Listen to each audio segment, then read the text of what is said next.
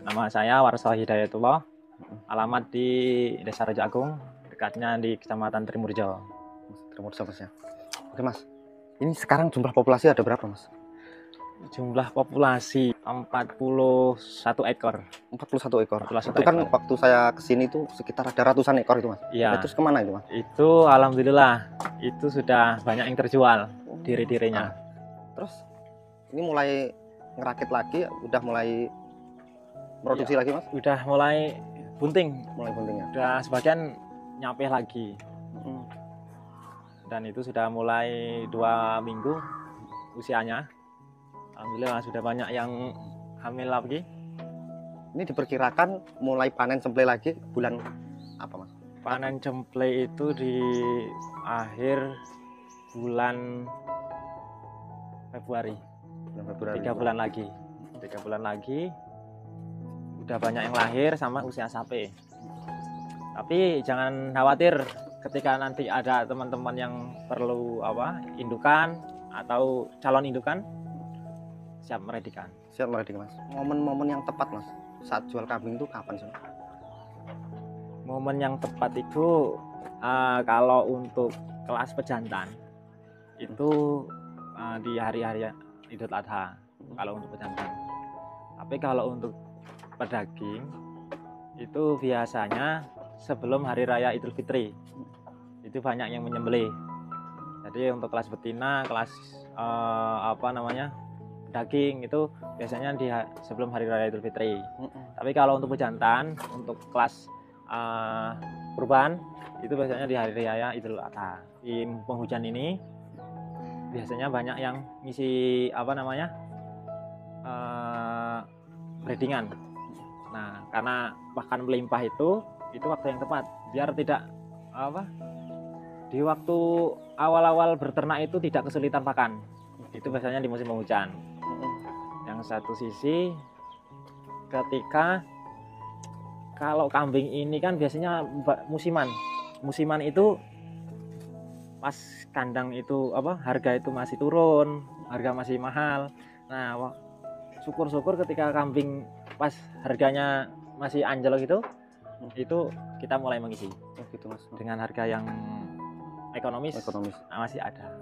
Untuk mendapatkan harga ekonomis biasanya kita tetap punya kemitraan sama orang yang dipasrahkan. Nah, kita bisa dapatkan di kandang-kandang, bisa didapatkan juga di pasar. Artinya kita tidak sembarang asal beli di pasar. Kalau tidak punya partner. Kalau kita punya partner, mau belanja di pasar, mau belanja di kandang, itu insya Allah harganya masih terjangkau. Bahkan bisa mendapatkan harga yang ekonomis. Tapi kalau kita belanja tanpa punya partner atau teman belantik lah bahasanya itu, kita belanja di pasar, harga bisa banyak yang yang tidak sesuai. Kalau dengan budget dengan budget yang agak minim tapi dengan biar mendapatkan calon induk yang banyak, itu beli yang diri atau dero lah. Cuman kita bisa melihat bahwasannya itu kambing itu luas atau tidak. Sekiranya luas dengan ciri-ciri kambing itu normal, terus dengan kapuran yang mungkin prospeknya bagus, terus kambingnya itu besar, sterek, itu kita bisa awali dengan diri atau doro. Tapi kalau memang biar cepat beranak, punya budget yang lebih, kita belikan indukan gabon yang laktasi 1-2 kali. Tinggal meneruskan saja itu. Mas, sebenarnya ternak kambing itu menguntungkan nggak sih Mas? Ya pastinya. Dengan pola perawatan yang bagus, insya Allah tidak banyak kerugian. Tapi kalau perawatannya tidak bagus, dengan harga beli saja biasanya bisa menjadi rugi karena kambing itu susut, ada yang sakit, ada yang ada yang mati. Nah itu bisa menyebabkan kerugian. Tapi dengan perawatan yang bagus, insya Allah penjualan dimanapun pasti bagus. Untuk bicara tentang perawatan kambing Mas, itu selain dari kebersihan, terus pola pakan, itu apa lagi Mas menjadi penentu yang baik menjadi tidaknya ternak kambing? Nah kita teliti dalam mencermati gerak-gerik kambing supaya kambing itu memang sudah mulai lesu, murung, nggak mau makan, kita bisa perhatikan. Jadi kita langsung obati. Terus kalau kambing itu nggak mau makan atau kadang mencret, nah itu kita tetap tanggapi, kita openi lah bahasanya, biar tidak menyebabkan sakit yang berlanjut. Kalau pakan ini udah dia nggak mau makan, kita dengan kasih obat vitamin tambahan. Jadi ada Mas ya vitamin kayak gitu ya? Iya ada. Ini Mas, kalau kita beli vitamin terus pakan, misalkan pakan serba beli, nah itu apakah masih untung?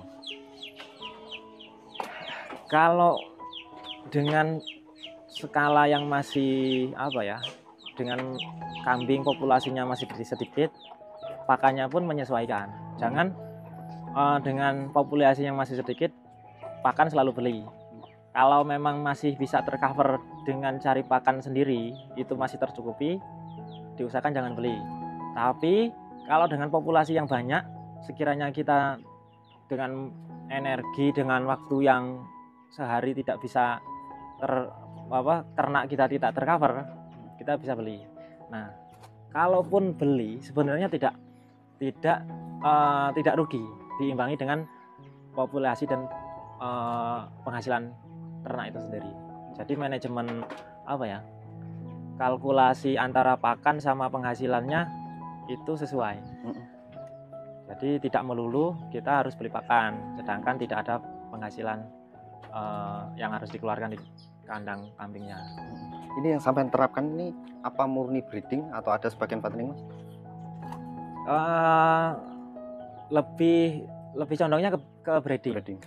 Tapi kita ada banyak fattening biasanya untuk persiapan banyak pemesanan, sehingganya kita fattening itu nggak jangka panjang, biasanya 3 bulan atau banyak pemesanan 1 bulan pun itu sudah terjual. Itu yang bagus sih gimana Mas? Kalau fattening itu lebih baik ditahan agak lama tapi nanti kita ketemu harganya, atau kita jual lebih cepat tapi kita rotasinya dapat nih dari sini? Kalau untuk fattening betina itu kalau dengan jangka waktu yang pendek bisa ketemu harga yang bagus sama dengan kualitas bobot yang bagus. Ya kalau bisa nggak perlu lama-lama. Tapi kalau misalkan belum menemui harga jual yang bagus, ya ditahan. Tapi biasanya ada musiman. Kalau betina itu memang yang kita ambil dengan kualitas bobot sama perawatan yang bagus, insya Allah banyak peminatnya. Tapi kalau untuk fattening pejantan itu biasanya harga bagusnya di Lebaran Haji, Lebaran Idul Adha. Biasanya dengan harga jual yang lebih tinggi dibanding hari-hari biasa. Sampai kan selain ternak, sampai juga jual beli Mas ini. Ya. Saat ini yang paling laku jenis kambing apa dan spek seperti apa? Yang paling laku itu betina di usia 3,5 bulan sampai dengan 10 bulan. Dengan usia diri sampai doro itu banyak peminatnya, khususnya untuk kelas calon indukan. Sudah mulai panen itu banyak yang mulai mengisi kandang lagi. Pasca peternak itu menjual untuk modal pertanian, khususnya nyawa, ke ladang, itu mereka jual. Nah nanti pasca mereka panen beli lagi indukan. Itu biasanya rame. Kita menciptakan apa ya, peluang sendiri. Kalaupun kita tidak bisa apa ya, jual beli sendiri, kita breeding saja di kandang, insya Allah menghasilkan. Jadi nggak perlu kita tuh jadi apa ya, nggak perlu kita jual beli ke pasar. Ketika kita apa namanya, breeding di kandang pun, ketika perawatannya bagus, banyak yang tertarik, banyak yang peminatnya. Ya kalau untuk apa ya, untuk banyak yang sudah mulai menggeluti ternak kambing, nah itu sebenarnya makin bagus. Ketika nanti mayoritas di Indonesia ini khususnya sudah mulai peternak kambing, syukur-syukur nanti kan bisa ekspor. Jadi jangan melulu mengandalkan pembeli itu dari dalam negeri pun. Syukur-syukur kayak di Australia itu kan banyak peternak sapi sama kambing. Ya. Nah itu banyak ekspor banyak mengekspor ke luar. Nah syukur-syukur ya harapannya ketika bisa nanti seperti itu ya. Nanti peternaknya makmur Ya. bisa mengekspor ke luar. Itu harapan besarnya. Tapi harapan lebih kecilnya ya ketika banyak peternak yang makmur, insya Allah tidak ada yang dibingungkan lagi. Jangan pesimis ketika nanti banyak peternak kita tersaingi atau malah harga itu tidak laku. Justru semakin banyak maka itu menjadi perhatian bahwasanya di Indonesia itu banyak populasi kambing, jadi kambing itu bisa dilempar keluar. Ketika ekonomi kita bingung dengan menabung di peternakan pun, kita udah punya angan-angan, kita udah punya investasi. Jadi jangan ragu ketika nanti kita punya kambing atau peternakan seakan-akan tidak bisa untuk dijual atau banyak saingan. Jadi jangan seperti itu. Selain ternak kambing sibuk apa, Mas? Kalau selain ternak kambing, ya kita sambil bertani. Alhamdulillah di cadangan selain berternak ada kebun singkong, kebun jagung, kita tanam sendiri. Jadi di sela-sela kesibukan kita berternak kambing sambil jual beli, kita juga punya investasi di lahan perkebunan. Jadi di lahan perkebunan itu banyak pakan juga yang kita alihkan ke pakan untuk kambing. Jadi sama-sama melengkapi. Jadi jangan ketika nanti nggak punya kesibukan, kita malah lebih banyak melamun. Artinya di ladang pun saya juga menggeluti di perkebunan. Jadi ada kaitannya, Mas ya, sebagai peternak dan sibuk tani itu masih ada kaitannya ya. Iya. Keuntungannya kalau yang pastinya kalau untuk berternak ini kan penghasilannya bisa harian sampai bulanan. Nah, kalau untuk di pertanian kan bisa untuk jangka panjang. Jangka panjang itu bisa 10 bulan sampai 1 tahun, itu kita punya tabungan tersendiri di lahan pertanian. Syukur-syukur kita bisa usaha selain jual beli kambing. Berternak ini kan kalau memang kita tidak kita tidak open, kita tidak terus belajar dari pengalaman, makanya kita tidak berkembang. Nah, karena prospeknya ternak kambing ini bagus dan harga jualnya itu kan bagus tuh di pasaran. Ya. Makanya terus optimis ke peternakan kambing. Dan kalau perkebunan ini kan masih banyak peminat yang ngurusi lah. Jadi kita punya inisiatif dan khususnya ke kalangan peternak, jangan kendor, kita fokus optimis ke peternakan. Mas, ini tadi kan sampean punya banyak panen cemple, Mas ya. Ini ada yang lupa, Mas. Itu masih dijual apa mau dikembangkan lagi? Masih dijual, masih ada beberapa yang ini. Itu memang sudah sudah dipesan. Jadi saya kumpulkan lagi.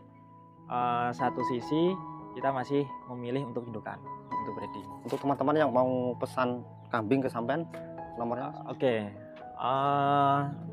Untuk teman-teman yang membutuhkan calon indukan, penggemukan, atau apa namanya, fattening, penjatan, bisa hubungi di nomor saya 0853 7940 2064. Untuk teman-teman peternak, sahabat peternak, jangan bosan ketika berternak kambing atau lain yang lainnya. Gali sisi apa ya, nilai jual sama nilai pasarnya. Jadi jangan melulu ketika kambing ini tidak laku kita pesimis. Tapi kalau bisa dengan perawatan yang bagus, kita gali dengan nilai pasarnya yang bagus, insya Allah bisa meningkatkan apa namanya, kebutuhan ekonomi kita. Oke. Dan untuk masalah pakan jangan apa namanya, jangan berkeluh kesah, pasti banyak alternatif untuk mengatasinya.